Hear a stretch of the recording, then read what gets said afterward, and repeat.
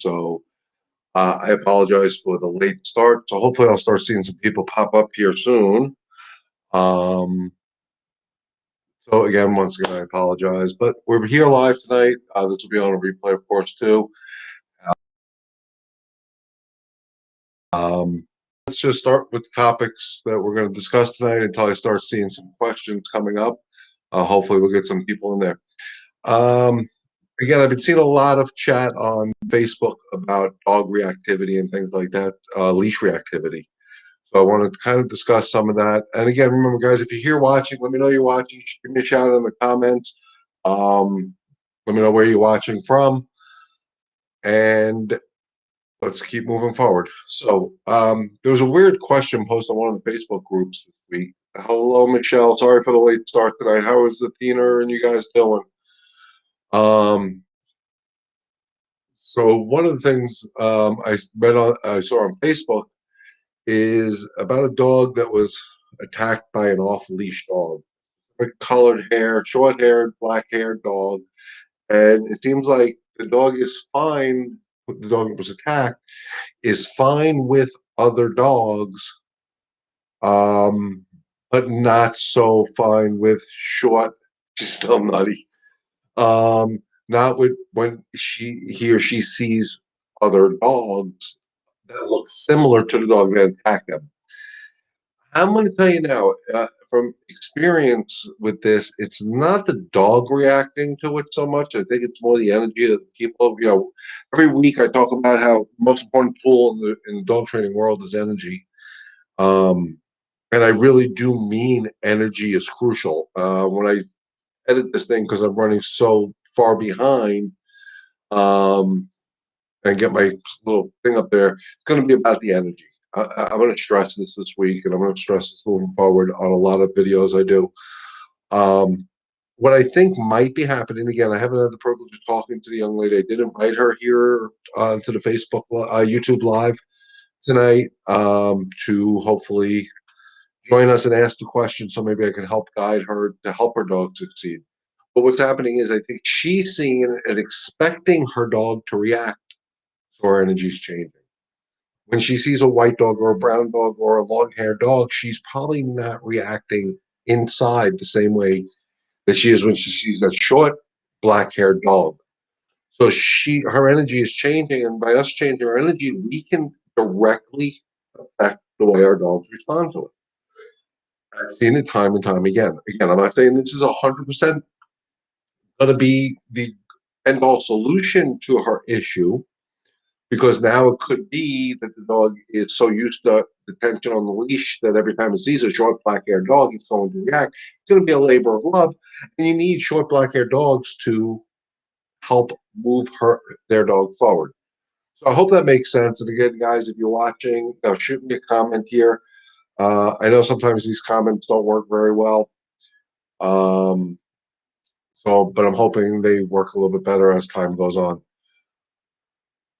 So you say Athena's still nutty. What's been going on? I know the weather's been not conducive for training up north. Do you feel that's backed you up in your training? Moving Athena forward? Just out of curiosity. Um, so I've been seeing a lot of these comments on leash reactivity, or best is, what type of tool should I use to help me walk my dog? I have an 80-pound dog, pulls me all over the place. I can't walk the dog. Can tools fix an issue of a dog walking not properly on a leash? Yes, they can. I don't care if it's a harness, a gentle leader, a slip lead, prong collar, e-collar, harness, whatever it may be. If it helps you and it moves you forward, that's great. But Athena's still going crazy when dog barks. And so she's coming in when asked her dog. Okay, so she still is going crazy, but you have her attention now. Okay, it doesn't matter that you have the collar on a high setting. The more consistent, eventually she's going to say, "This isn't worth it." Remember, this isn't days of her doing these behaviors; it's months of her doing these behaviors. Uh, yes, eventually she will not react. It's just you have to stay consistent with it. Like I said, try to time it early. If you see Athena starting that, boom, no, no, and try to make it. You want to make it so damn uncomfortable for her to do that that she's not. It's going to click in her brain that this isn't worth it. Eventually, it will. How long it takes, I can't tell you, but it's just that consistency and energy you're going to use to communicate her to what you want. When we first started this process, yeah, but when we first started this process, you couldn't get her away from that corner. At least now, with the addition of the tool and the consistency, she's starting to come back to you. So she may eventually stop the nonsense. Don't forget, if the other dog's antagonizing her, that's not going to help either, but it may stop the nonsense. She should want to stop it on her own. The more you stay consistent with it, and the more that punishment fits the crime every single time, she's going to get the hint that she will keep it up. I know you're going to keep it up. She's gotten a lot better, and you feel safer. That's a beautiful, beautiful thing. So I see some more people popping in here again. Shoot me the comments in the comments that you hear. Let me know who's watching, where you watch it from, and all that good stuff. Um, so getting back to walking the dogs in a better manner. Um, one of the things I keep telling people is I don't care what the tool is that you use. If the prong collar helps you walk your dog, use it. If the gentle leader helps you walk your dog, use it. If the harness helps you walk your dog, use it. Because it's not the tool that's the miracle worker. It's again comes back to what's down here in the comments. It's your energy is going to be the most important. So if you believe this tool is going to work, the tool is going to work because you're going to change your energy.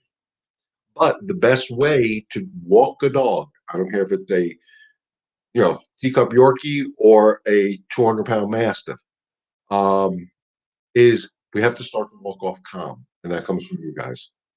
That's why I put together that video series on the YouTube channel, Mastering the Walk Back to Basics Style. It's all about rewarding the calm. uh, so if you learn to reward the calm in the beginning of the walk, before you even put the leash on the dog, your walks will be better. If you can learn to master threshold management, walk out the door calmly without the dog being excited, your walks will be that much better. Master getting to the end of your driveway and getting out on the street with your dog, your walk will be better. It's all about the calm and knowing when to disagree with the excitement. And you're allowed to disagree with the excitement. That's the beauty of this, guys. You are allowed to disagree with the excitement because you're not asking for the excitement. When you're playing with the dog, you're asking for excitement. But when you're going for a walk, we don't want the excitement. The walk isn't about excitement. If we take our time and we take each one of my Mastering the Walk episodes series on YouTube, there's 5 episodes. Getting the leash on the dog, getting to the front door, episode 1. Threshold management, the most important part of Mastering the Walk, episode 2. The actual structure of the walk. The walk is designed to be structured, not about sniffing, smelling, peeing, and pooping in the beginning. Unless you have no choice and you take the dog out, that's how it goes to do its business. But you still should do at least one structured walk throughout the day. The next step would be after the structured walk, then you give the recess, or when you let dogs smell people and do whatever, be more dog-like, and you'll see your dog has a better. You and your dog will have a better walk. And episode 5 is about the return trip home being structured. So you want to set up more structure than playtime or recess time. It's so crucial to your dog and your dog's well-being, and also to you guys. I mean, the beauty of where I'm living now is I get to watch a lot of people walking their dogs around here. And the funniest thing I noticed around, at least around here, and I'm sure you guys see it around there. If you have, put it in the comments when I say what I'm going to say, is I noticed that these people there's a person here who has a Mastiff, probably a little bit bigger than Athena. I'm going to guess probably about 120-pound Mastiff. And that dog walks perfect. But I also have people here with mini golden doodles and Yorkies and schnauzers and shih tzus and all that I see these dogs all over the place, barking and yapping at everybody or every dog that passes them. And it's amazing how the bigger dogs all have seem to be better behaved because people tend to put more rules and structure on large breed dogs than they do on these small little yippy dogs because they don't think the yippy dogs should follow the same rules. And that's a bunch of crap. Um, and good evening, Bonnie. I almost said good morning. Bonnie has a question here. My first time in my life, I leashed up a pup and it would not walk. It was so scared, it laid on the ground, it would not move. New to rescue group, I don't want to drag her, absolutely not. And when I went to carry her, she was even more freaked out. I spent time sitting by the kennel just talking to her. Okay, again, for whatever reason, this puppy is her brain is locked up. I don't want to move. I'm scared. I'm terrified. It's a horrible, horrible thing to say. I mean, if she didn't want to walk, she didn't want to be picked up. It tells me she's this fearful, fearful dog. How old is this puppy roughly? I know you're deal with a lot of rescue. Um, if you have an idea roughly how old the puppy is. But it's really, really important you unlock the dog's brain. And that's the hardest part. Oh, but I'm scared. Okay, I didn't even see that. Um,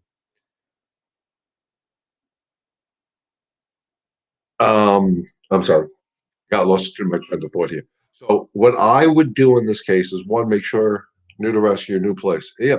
And being unsure is normal for this. It's a new environment, new to everything. 10-month-old puppy, probably had a horrible, horrible life. We can't worry about yesterday with the dogs. We talk about that all the time. Don't worry about the past. We're going to move them forward. So what I would do, and you have to do this in baby steps. Remember, guys, when you deal with insecure or scared dogs, and I hate using the word scared because it's more of an emotion, um, you have to take the time to help them unlock their brain, if that makes sense. Um, and it's really hard when they're in a rescue environment, especially if they're in the shelter or whatever, when there's not a lot of time to work with them. But you need to take the time to work on them.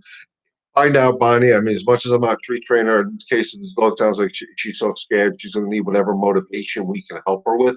So, is she food motivated? That would be my first question. I would say use high valued food. One of the things I tell people, I'm not even sure where to get them from, but and you got to keep it sterile. Is one of those pokers for garbage. They're a 3 foot stick with a little poker, and you put pieces of chicken on it or hot dogs or something to keep it in front of the dog while you're trying to entice the dog to move forward so we don't have to bend over so much. Find some high value food that maybe you can entice her nose to want to follow. But you want to unlock the brain and, of course, praise her when she moves. So if I was doing this with the dog, first thing I would try to do is put a leash on, either with a martingale or a slip lead, and I would apply slight pressure forward and I would just hold it, making sure there's no pressure on her neck because we don't want to choke her. So I usually arrange the buckle where it's a little lower, the lower part of the dog's neck throat, so there's no pressure here. The pressure's more in the back of the head, and I hold a little bit of pressure. And once I get any type of motion, I don't care if it's backwards motion, forward motion, sideways motion, I release that pressure. Praise, good girl, good girl, good girl, and then I try to move again forward. Every little step of motion I get, I praise. If you want to use treats by all means. For insecure dogs, use treats, guys. You do want to wean away from the treats. If it takes the treat to get the dog to move, use the treats. But eventually start weaning them away from the treat. Let them work for you. Praise and your energy is going to change. You're going to be so damn happy they're moving forward. You need to unlock the brain. The brains get, I don't know why their brains get locked. Again, why isn't the important question here? It's how do we move them forward? So her brain is locked. I'm not moving. I'm terrified. My eyes are this big. My pupils are this big. I'm releasing my inner glands, whatever it may be. Our job is to guide them, not force them, not drag them. When I say hold a little bit of pressure forward, because they're holding pressure back, you can visualize they're holding a foot-pound of pressure backwards. I'm going to hold a foot and a half going the other way because I need to be a little bit more stronger, but I'm not going to drag them. And like I said, I reward any motion, even if it's backwards motion, like they're trying to get away from me. Good. And then I try to go right forward again. But I first, so if I'm holding pressure, I don't have a leash on me here. So if you can visualize this being the pressure and they move, I release, and then I go right back to trying to get them to move forward again. And it's a labor of love. It takes time. Anybody who tells you a case like this, Bonnie, can be fixed overnight, they're full of crap. This takes time. This should be a situation where whoever is working with this puppy is doing the primary work also. Until to build some confidence. This dog doesn't trust people. I mean, I don't know this dog. I don't know nothing about this dog. But based on what you're saying, it doesn't trust people. It doesn't trust the outside world. I mean, got two strikes already, and that fear we all know what can it lead into, and that's why it's so important to build the bond and the trust with the dog. Like I told everybody with the story of Duke. Duke was a good dog. I wasn't worried about Duke biting me, but Duke and I had to learn to trust each other before I actually started doing any real training with him.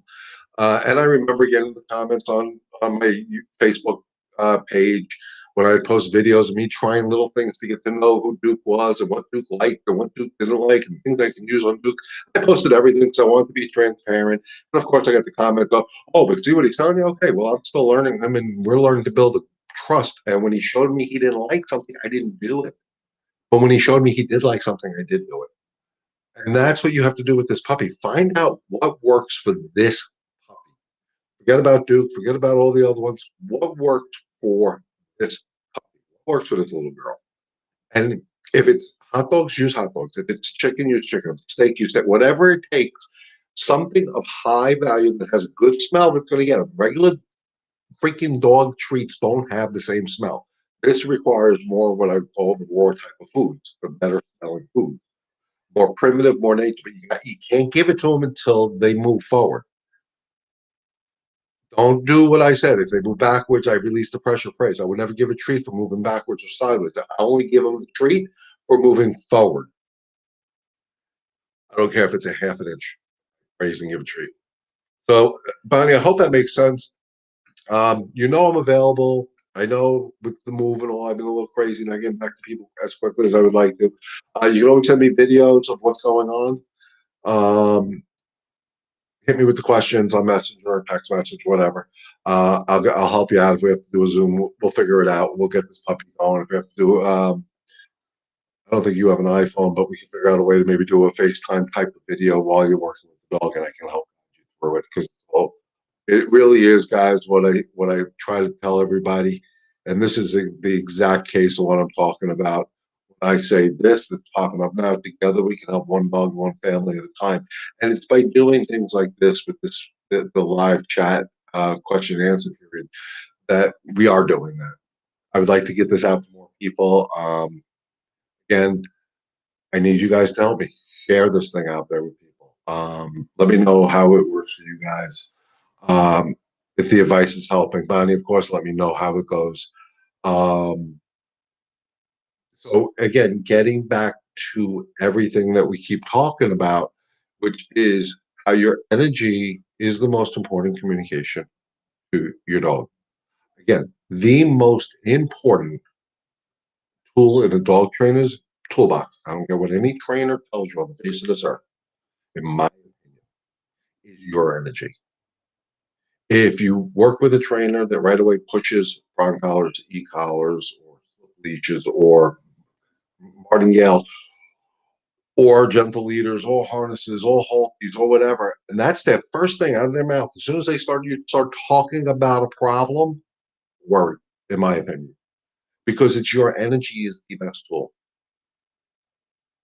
I've been training dogs long enough where I actually remember using a piece of rope to walk it on. Not a fancy leash, not anything special, a freaking piece of rope. That's what we had. Um, so it's not the tool, it's not the physical tool, it's the energy tool. It is the most important communication device we have with our animals. Um, so, I got my new computer. Well, it was supposed to come today, but I get my new computer in tomorrow, guys. I bought it purposely for the purpose of doing videos so I can edit them a lot easier than I was able to in the past. So you're going to start seeing more and more videos on my YouTube channel. So it's real important to subscribe to it. I'm going to talk videos specifically about issues that we know everyday people have, because that's what the world is about. And how we can do all this stuff with my wonderful trademark logo of no anger, no frustration, no nonsense. And that's your energy. So again, if your dog is excitable on the walk, slow down the process, guys. It's no different than what I'm telling Bonnie here to do with this dog. Here, don't rush the process. Slow it down. I was doing a Zoom training session with one of my customers, and we were talking about they want to move the dog forward. They want to move the dog forward. They want to move the dog forward. I don't know if she's on here tonight. She should be. She didn't say hi to me, so I'm not sure if she's on here. Um, but we want to move her dog forward. And what I explained to her is I went back to my old soccer coaching days. Sometimes in order to move forward, you have to pass the ball backwards. Or- That's okay when you're dealing with the dogs too. Sometimes you're better off slowing down, checking yourself, center yourself, then continue to move forward. Because if you don't, you're not doing your dog or you any favors. So again, guys who are watching, people that are watching, please let me know if this stuff makes sense. Put it in the comments. I've seen it, some people on here, but I only see comments so far from Bonnie and Michelle. So I'd like to see a couple more comments pop up here. Let me know if this stuff is making sense, because it really is going to help us all move forward. And that's my goal. You got out of New York just in time. Snow and cold, not good condition training are outside, but while the weather gets better, when it's not ready to leave the yard yet. Okay, take your time, Michelle. Take your time. You will get her past this. We'll get her out of the backyard. But you got to do it in baby steps. And I know the weather up there is ridiculous. I mean, I think you need more snow tonight. I mean, I'm not going to comment because I got annoyed because I had to put my fleece on, so you guys can't see my back to basics shirt. But there it is. It's there. Because it got a little windy. It's 7:30. Um, it got windy, so it felt colder. So keep up. Do what you can. Do more exercises inside. Do things where you are controlling what's going on inside. If you can't go outside, do things inside. Play games where you're in control. Do the recall in the house with the leash on.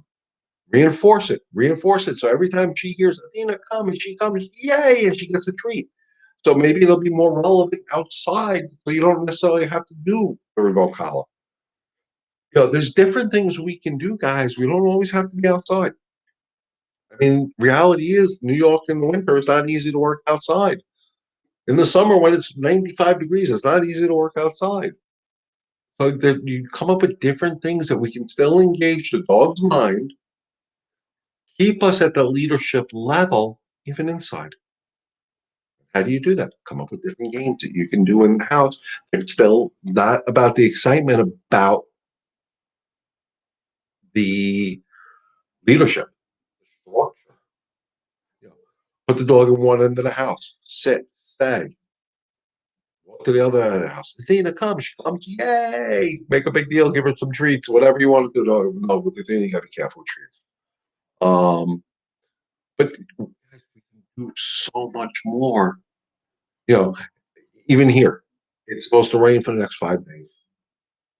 Now, if I was out there training, it'd be real difficult. Okay, but Zoe's going to go out there. But still, we've been walking her on average 6 times a day since we've been here. She's going to walk 6 times down here. That's our responsibility. And I do use the walks as training. Susan, good evening. I'm gonna say good morning again. My 9-month-old pup is a crazy chew. I thought it was just teething, but he hasn't stopped. It, is it suggested I give him a lot of chew toys, or is this promoting more? I think, in my opinion, that's promoting more chewing behavior. If is he chewing on other things besides his toys? I'm assuming this is what we're talking about. If that's the case, no, because what you're doing is if he's chewing your table leg and you give him a chew toy, you're basically rewarding him for chewing on the thing. And I don't know if that's what you're saying is going on here, but to me, the more chew toys you give them, the more you're encouraging them to pick up anything they damn well want to chew on.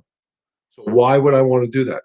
It's a matter of teaching them that it's okay to chew when I ask you to. So what does that mean? So if the dog is chewing up your Prada shoes, I think that's the right name for them. You got to put your Prada shoes on the ground, and when mostly shoes, perfect. So you got to keep your shoes on the ground. Putting them up on top of the shit closet isn't helping the situation. That's avoiding it. No, what you want to do is in the moment, They grab the shoe, you get the shoe away, and you put the shoe back on the ground. Hopefully, you have a leash on your dog at this point. And then when the dog goes to the shoe, no, it's not leave it.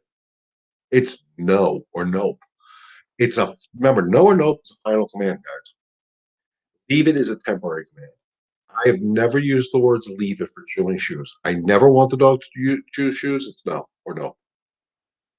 Leave it to me is when I'm trying to train them not to rush their dinner bowl.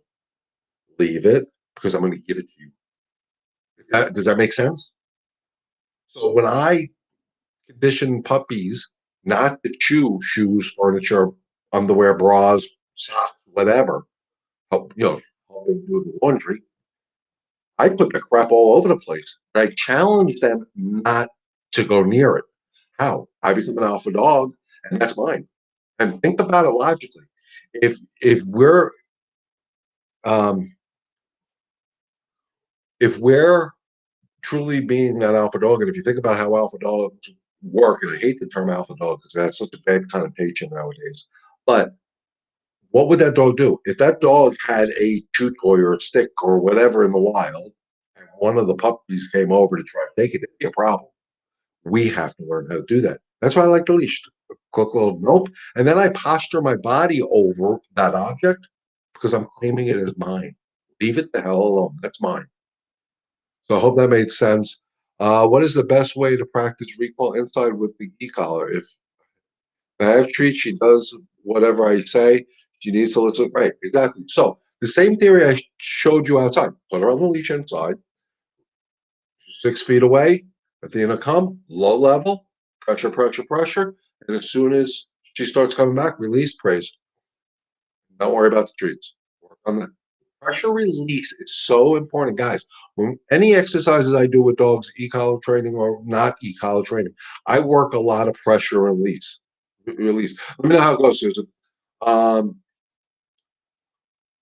I work a lot of pressure release with the leash. I think about horses. When a horse is turning, likes like pressure. Uh, so when I'm training dogs, puppies, or older dogs, my personal dogs when they were puppies, when I do sit, I kind of pick up the back on the leash, and then as soon as their tushy hits the ground, I release the pressure and I praise. Same thing I do when I use the come command. I let them get 5, 6 feet in front of me. I call them. I put pressure back towards me when I say, Zoe, come. And when she starts coming back, I release the pressure and I praise. Pressure release is real crucial. I think it's something that's a huge disconnect. I think people have again over the years things have become negative because people misuse it or misinterpret what somebody's saying. Again, it's never the object of choking out the dog, but it's a matter of, oh, I feel this pressure on my neck, meaning I have to do something. Oh, I have to do what that person behind me said. So if you use it for the sit and the come, that pretty much bulletproofs it. And that's how I teach people to teach their dogs to come. Start 6 foot leash, two leashes together, get a 50-foot leash. And if you can get your dog to come back from 50 feet away just with the word come, no treats, no nothing, just, come, you're bulletproof. But you have to do the same thing inside. If you want to layer with the e-collar first, make sure she understands that pressure release. Remember, I don't want to do e-collar unless she understands the pressure release. And we worked on that when I was there. Slight pressure to get, that's why we come up with that low level. Whatever her low level is, the black button, come, pressure, pressure, pressure. She's coming, release both. That's how I would do it, if that makes sense. So good. I love the question. I love Susan. Thank you for the question. I love that question. I've talked about it before, guys. We got to stop. I use that KISS theory of training to keep it simple. Stupid theory. Um, Stop complicating it. If you don't want the dog to have this unwanted behavior, one discipline word. Stop confusing the dog. Leave it, drop it, da da da da da. No, if it's something you don't want the dog to do, and again, using this as the example, chewing shoes, it's no. You're never allowed to chew shoes. I'll leave it. Um, it, it, I don't use the word no is when they're barking at the window at the person walking on the street. That I use a different command. I use enough. But that's an obedience command. And don't get confused between obedience and behavior. It's two different worlds. Just because your dog sits, because you told them to sit, that means they're obedient. If I'm not mistaken, Michelle, Athena's a very obedient dog, but she don't behave a lot of the. Let me rephrase it. He didn't behave most of the time. Now she's getting better. But dogs, most dogs are obedient. You tell them to, they said, the mind's going, I get, or using the feeding time as the example. I mean, how many people have told me, I make my dogs in, I make them wait, and then as soon as I give them a release word, they go towards that food at 7,000 miles an hour. And that's because their mind never calmed down. Their mind was still focused on the food. So if your dog gets in there and you're feeding, doing the feeding ritual, and they got drool hanging out of their mouth, and they're sitting there, and their body's quaking and shivering, and they're not calm. They're obedient because they're sitting, but they're not behaving yet. So remember, we're working on behaviors. Obedience is easy. Behaviors are harder. Behaviors are issues that we don't like. So don't let yourself get fooled. Well, my dog was calm. It was sitting. No, sitting doesn't mean your dog was calm. I've seen dogs lay down that are calm. If Bonnie's still on here, she works in a shelter, volunteers at one of the shelters. How many dogs has she seen laying down in those kennels? They're not calm. Sometimes they're laying down ready to pounce. Doesn't mean they're calm.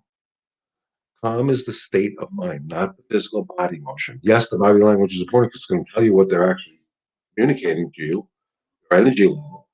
But calm is the most important thing, and that's not obedience. That's behavioral.